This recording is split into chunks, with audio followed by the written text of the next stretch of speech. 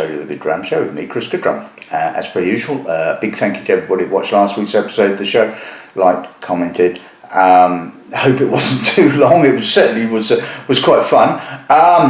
And as you can see today, I'm back to the normal amount of samples that I tend to taste during an episode of the show, so I can take a little bit more time over them rather than have to worry about the fact that the episode is getting overly long and rush through them. But anyway, all and sundry seem to, or should we say, the feedback that I received from a couple of the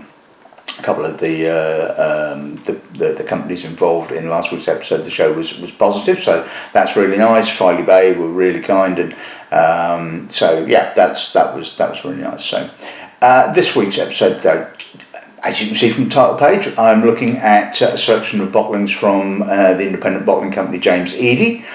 This is their spring releases, or a selection from their spring releases, and there's a couple of reasons why I'm doing James Eadie. One is because they kindly sent me the samples, and the second was that a certain wine and spirits merchant did a James Eadie tasting evening earlier this week. No guesses, no prizes for guessing who that was, but of course, obviously, any comments or anything I say during this week's episode of the show are wholly my own and have no relevance or bearing on the company that employs me. Just better get that one out of the way, just in case I say anything naughty. Anyway, not that Hugh. I finally got to meet Hugh, which is really cool. Hugh Barron from James Eadie that kindly sent me the samples. Yeah, we've been in communication for about 4 years or so. I think this is the first time we'd actually met. So it was, yeah, that was really nice. And obviously, what I'm going to say today is going to come as absolutely no surprise at all to Hugh, because I basically said it all the other night. But anyway, obviously, a lot of you guys who watch the show were not there, so I'm going to review them again. So why not? That some of them were really very, very good. And one of the things I love about James Eadie is the breadth of their range. Not only do they do a small batch range, bottled at 46%, still, in my personal opinion, really well priced. They do a single cask range, and obviously the cask finishes, which seem to be very popular, or certain bottlings within that range seem to be very, very popular. And again, they're not too badly priced. I mean, yes, they have crept up a little bit, but by and large, you know, under 70 quid for sort of mid-teens or sort of single cask bottling, which, you know, is actually still pretty good value for money. I mean, there's a lot of bottlings, cask strength mid-teens on the shelves for over 70 quid now, and some are hitting 80 quid, and it's becoming increasingly hard to find really good bottlings that are a good price at the end of the day, or can go on the shelf at a good price. And I still think that James Eadie represent, you know, excellent value for money. And so yeah, not really a great deal else left to say, really. So let's have a look at today's one. There is something to me and you. Right, okay, so we're going to kick off with a couple of the small batch bottlings. This is a 11-year-old Mannochmore, named after one of James Eadie's pubs, the Rising Sun. Look at the labels. The labels are really cool. Really love them. So this is a selection of 3 recharred bourbon hogsheads, 6280, 6890 and 6892, distilled in 2010, bottled this year. Second one we're going to be looking at is a Blair Athol, a 10-year-old. This one has been named the 7 Stars. It's a 1 refill bourbon hoggy, 309846, and 2 refill bourbon barrels, 700641 and 700643, distilled in 2011, bottled in 2022. Then we're going to move on to the first of the 2 single cask bottlings. This is an 12-year-old Glendullan. It's a first fill bourbon cask, 306085, distilled in 2009, bottled this year at 52.6%. The second of the 2 first of the the one cask finish, the two cask finish. There were two cask finished bottlings that were released in this month, but obviously I'm just reviewing the one of them. This is a 12-year-old Ocrusk. It spent all bar 9 months in American oak, and obviously those final 9 months were in first fill Oloroso Hoggy 362237, distilled in December of 2009, bottled this year at 56.7%. Back to the small batch now, because we're finishing with a bit of peat, as I always like to do so. So this is a small batch Caol Ila. It's been named the Eclipse after obviously all of these small batch bottlings kind of go back to the last selection of small batch bottlings that are named after, they've been naming them after James Eadie's pubs. So yeah, like I said, this is called the Eclipse. It's 3 refilled hoggies, bourbon hoggies, 319224, 319227 and 319274. Distilled in 2010, bottled this year at 46%. And the last bottling we'll be looking at is another Caol Ila. Oh, joy. Honestly, joy. I do like Caol Ila, as you well know. But this is the single cask Caol Ila. It's a recharred bourbon hogshead, 302739. Probably, I would guess that James Eadie has put it into that because it's not the sort of thing that the distillery tend to use. I could be wrong. Most Caol Ila that comes from the distillery tends to be sort of really quite well used casks, because obviously blenders just don't want too much oak character with their Caol Ila. They want the Caol Ila to give it the Caol Ila character, the peat and the smoke and what have you, in their blend. Anyway, so it's a recharred bourbon hoggy, 302739. Distilled January 2012, bottled this year at 55.1%. So nice selection, nice range, I think. Let's kick off with the Mannochmore. Let's go. Right, okay, so let's see what the Mannochmore gives us then, shall we? Yeah, that's a pleasant nose. It's soft, it's juicy, it's got some nice fruit, macerated apricot, apple, a little bit of caster sugar coated barley, grass, citrus. It's kind of classically Mannochmore, I guess. I mean, Mannochmore can be a bit hit and miss. I've had some pleasant Mannochmores like this one. I've had some fairly insipid, kind of quite neutral Mannochmores, it has to be said. There's a little bit of buttery oak. Not quite as much as I would expect from recharred casks, and I'm certainly not getting any real bitter tannin. I mean, I've noticed that a lot of bottlings that either use sort of recharred or STR casks or recharred casks don't seem to be having quite the bitterness that I remember from a few years back. I wondered whether it might be down to cooperages, just being a bit more adept at sort of like, shaving and recharring and all that kind of thing. I could be wrong. It might just be, just one of those things, But anyway, so coming back to the Mannochmore, I mean, I think this is sort of hitting the shelves at just under 45 quid, and can't argue with that, really, can you? It's got plenty of character, which is what I want from my whiskey. I want it to tell me something. So anyway, let's see what the pass on.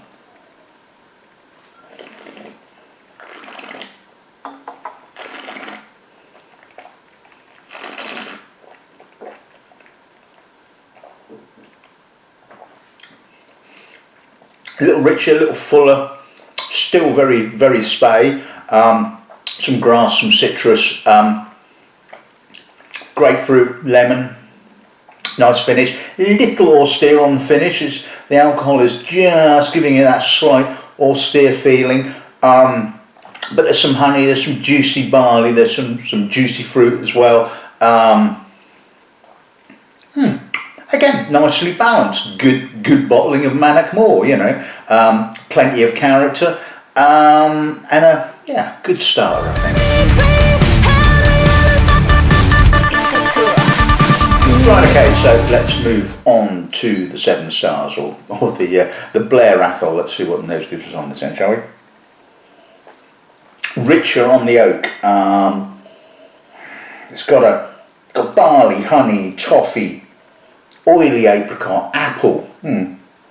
Richness, good richness of character. A little bit of the oak is kind of giving me this kind of slightly cognac-esque sort of dried fruit character, which is intriguing. There's a little bit of, and it's got this almost French oak tannin character, which is quite unusual considering, as far as I'm aware, there's no French oak here whatsoever. Yeah, it's a pleasant Blair Athol. It's got sort of plenty of character. You know, a lot of Blair Athols do tend to be sort of swamped in ex-sherry casks, so it is nice to see the character of the spirit. It's a little perfumed, possibly, or has become a little bit perfumed, but again, nice weight to it, nice oiliness, nice fullness. It's a nice Blair Athol. Anyway, let's see what those is like.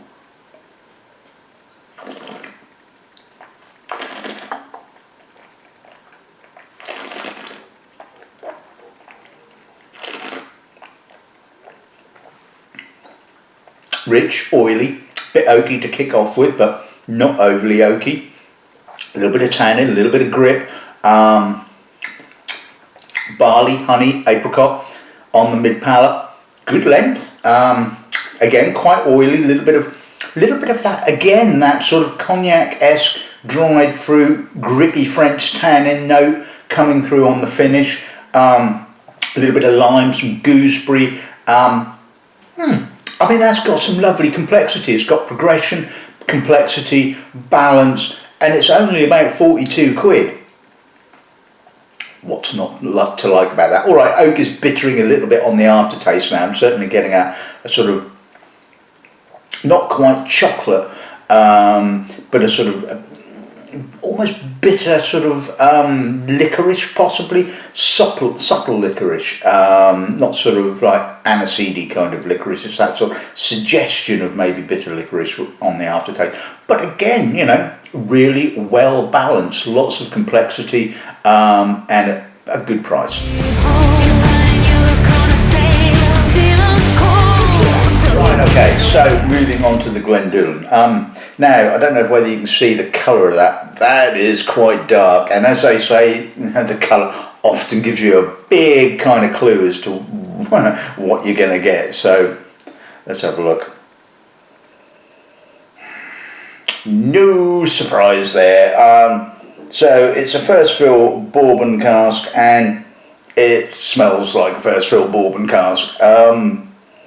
Oaky, I'm getting sort of sweet corn and wood spice and honey and buttery vanilla, and I'm not getting really any Glendullan character. I mean, you know, it's not known as a Glendullan for reasons, unknown reasons, it has to be said. I mean, again, you know, it tends to be sort of pretty much a filler malt. Never found sort of, well, I mean, I've probably come across a few that have been really good, but more often than not, Glendullan is pretty boring, it has to be said. So, yeah, shove it in very active first fill American oak, and yeah, don't worry about it. And that's pretty much what you got. It's an oak fest. Let's see what the price on.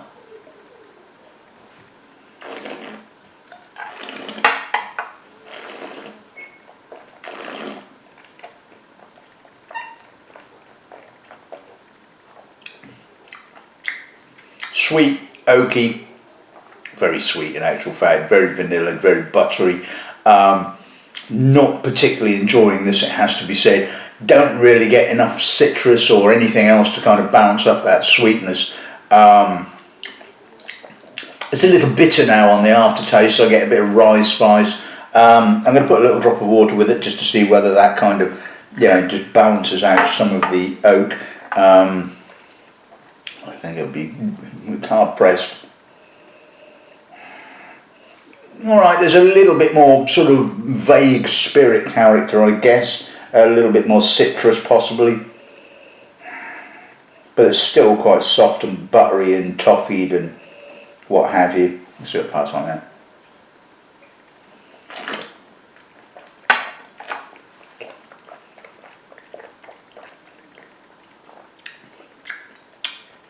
A little longer, still oaky, still slightly bitter, still slightly boring, it has to be said. I mean, again, it's very clean, it's very polished, it's pleasant. I mean, if you like that kind of type of style of whiskey, if you like your sort of like sweet bourbon-y kind of character, then I can see a lot of people that drink American whiskies would find this really attractive and probably use it as a lead into possibly sort of exploring single malts. But for me, it really just lacks complexity and balance at the end of the day. So yeah, not one of my favourites. Demons call and get it, forget it.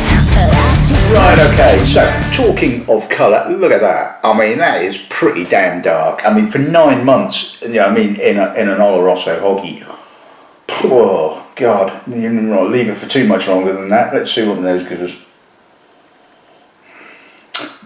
No surprise when I tell you it's a bit of an oak monster. It's a sherry monster. It's kind of Armagnac-y, it's dried fruit, prune, raisin, hazelnut, toffee. Quite herbal. Any Ocrusk character? No. Coffee, a little bit of wood smoke, treacle. And now, considering this was the second favourite bottling of the evening, goes to show that there's a lot of you guys that love this kind of stuff. Now, you know, I've got nothing against putting this on the shelf. I mean, you know, I'd be stupid not to be honest with you, because people want to buy this type of whiskey. So as a retailer, you have to basically be pragmatic, and you have to sort of like say, well, you know, I don't want somebody to come into the shop and go, I want a big sherry monster, and you ain't got one. You know, I mean, that's just stupid. And so, you know, it's a good sherry monster. It's clean. It's you know, it's not my personal cup of tea, but then, you know, not everybody is like me, thank God. Anyway, let's see what the palate's like.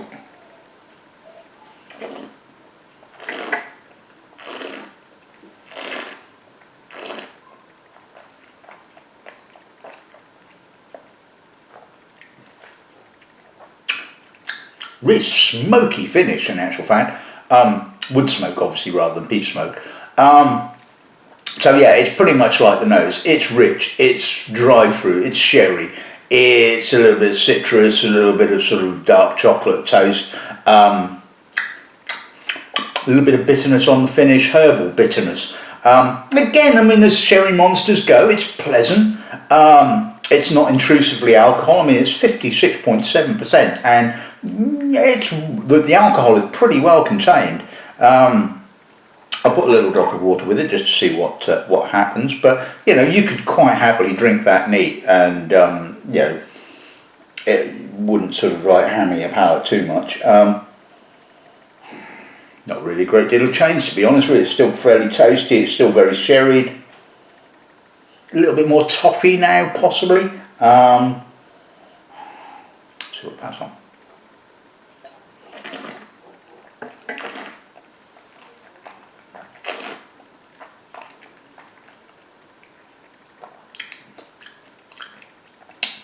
Again, not a huge amount of change. It's a little softer. It's a little longer. There's a little bit more citrus, but it's still really smoky and woody. And again, that sort of burnt wood, bonfire, licorice, toast finish to it. I mean, yeah, all right, it's got character, I guess, for a sherry cask. A little bit, maybe a little bit more than some. But again, it's not obviously my favoured style, because I'm just not getting any distillery character. But again,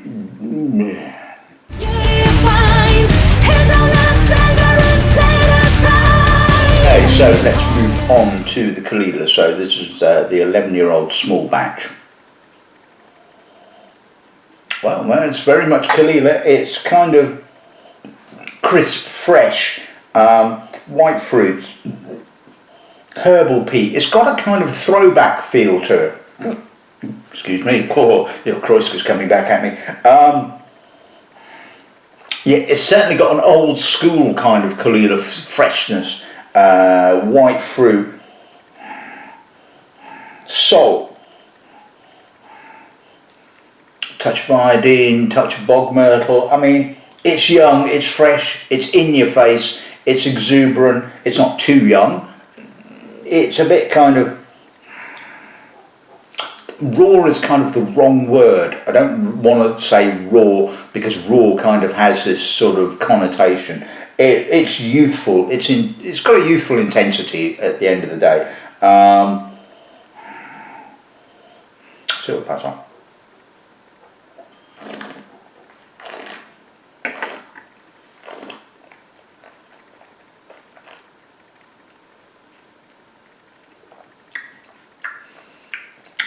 Quite chewy, weightier, it's more modern Caol Ila on the palate, more oilier, a little bitter on the finish, but that sort of iodine kind of bitterness, salty bitterness kind of like comes in, almost austere. I mean, it really is. I mean, it's the combination of that sort of bitterness, saltiness, the alcohol, the youth. So yes, it's a touch on the short side, I would say.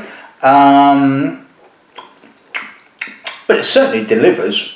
I mean, the aftertaste is incredibly salty. It's like kind of like drying my mouth out. It's kind of like sucking the moisture out of my mouth. It's pretty intense stuff, it has to be said. And it's a certain wake up to the senses. I mean, you know, after having that bloody Ocrusk, it's certainly quite kind of like, oh my God, you know, that's intense.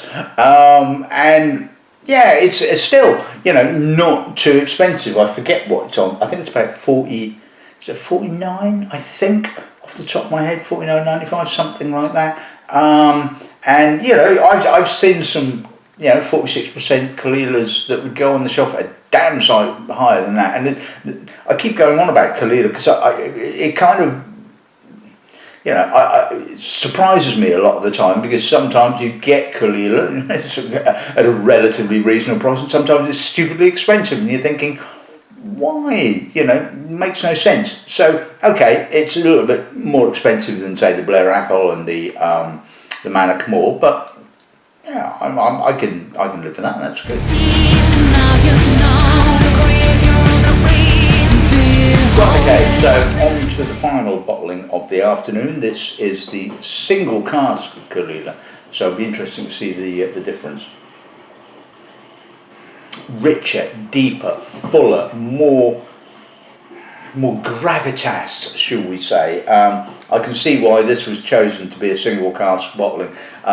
You know, the other casks that went into the the small batch don't quite have the intensity and the character that this has. I mean, rich, oily apricot, honey, peat, herbal peat, manure, lots of manure in actual fact. Yeah, that's quite shitty, as they say, in a good way. A little bit of coffee, some tannins, some earth, salt. That's a gorgeous nose. That is a beautiful Caol Ila. It just says everything about Caol Ila that you want. I mean, moderate to heavy peat as well. I'm impressed. I like this. This is very, very good Caol Ila. So we'll pass up.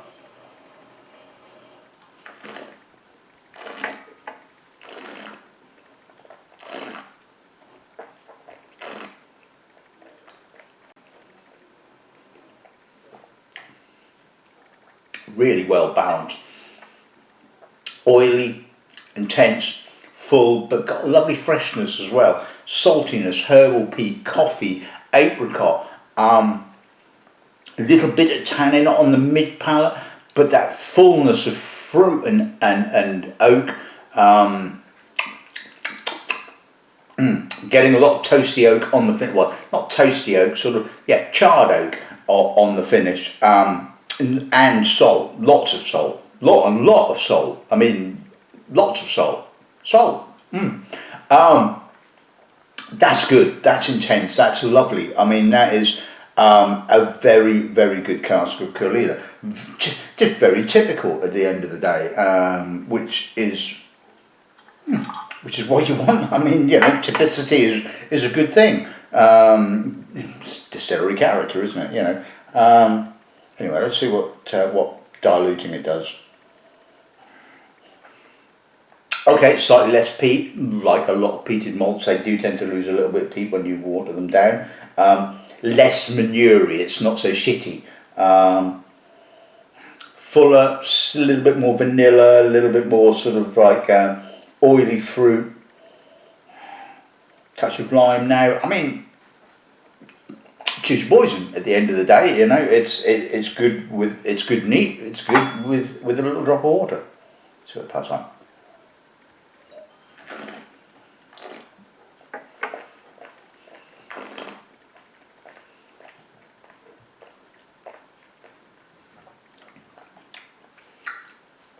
Emphasise the oak, which is not something you often say with Caol Ila, it has to be said. A little bit more sort of like vanilla, a little bit more toast, a little bit more sort of creaminess. Not quite so salty, not quite so peaty. There's still some elements of those two characteristics. Again, really nicely balanced. Peat's a little bit sweeter now on the finish. Really, really complex. Lovely depth to it. I mean, that is just a superb Caol Ila. I mean, you can argue that I suppose you can't go wrong with Caol Ila. You just let it get on with it and stick it in a bottle at the end of the day. But I mean, what was that? I was tasting a Caol Ila the other night. I forget who bottled it, but damn, that was cheesy as hell. I mean, it may well appear in an episode of the show. You never know, but it was a really disappointing Caol Ila, and it's a bit of a surprise really, because Caol Ila was so consistent, and you often sort of like go, well, I can hang my hat on Caol Ila. It's going to be good, and then every now and again you like everything, I suppose, you get a bit of a curveball, this is why I insist on tasting everything before it goes on the shelf. It's just I want to know what it's about. For that simple reason that just because it says Distillery X on the label doesn't necessarily mean it's going to show plenty of character. Single cask bottlings are by their very nature very variable and can differ considerably from the distillery. So it's just a case of, if you don't want to send me a sample, well, it ain't going on the shelf at the end of the day. I think I've kind of got to that kind of point where I can quite happily say, well, if you don't want to send me a sample, that's fine, no problem, but I ain't going to buy it. Anyway, let's sum this episode of the show.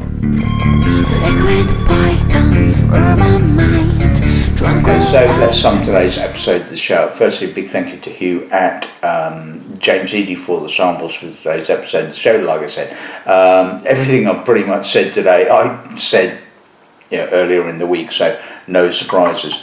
The Mannochmore, lovely whiskey, good Mannochmore, a good bottling of Mannochmore, plenty of distillery character, plenty of Speyside character, balanced, not too expensive, absolutely fine, fantastic. And you can you can say exactly the same thing about the Blair Athol. Plenty of distillery character, not too expensive, good balance, sorted, Bob's your uncle, and all that kind of stuff. The single cask Glendullan, it does surprise me what independent bottling companies do with these kind of whiskies.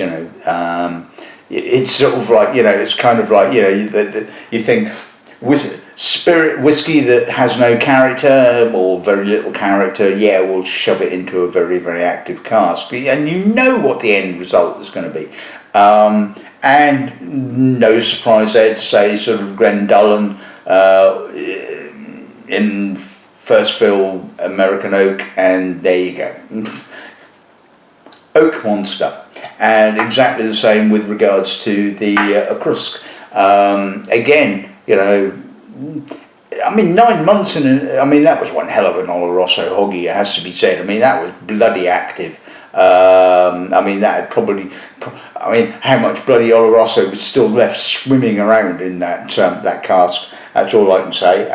Again, you know, there are people that like these kind of bottlings. There are people that want to purchase them. So as a retailer, you have to basically sort of say, okay, and you're pragmatic about it. And yeah, you know, like I said, if you want to buy sort of a sherried whiskey, I want a sherried whiskey that at least has some semblance of complexity.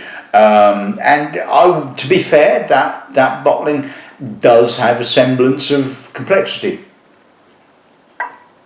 The small batch Caol Ila, yeah, I really like that. I love its intensity. I love its youthfulness, not too youthful. Yeah, right, there are some elements that you have to accept with very young whiskey, the lack of a finish to a certain extent, but you know, you have a couple of whiskies earlier on in the evening and you finish off with that and you go, yeah, love that, you know. Maybe you're kind of, no, I'm not going to go there. Yeah, I like that. I'm more than happy to drink that and sell that, you know.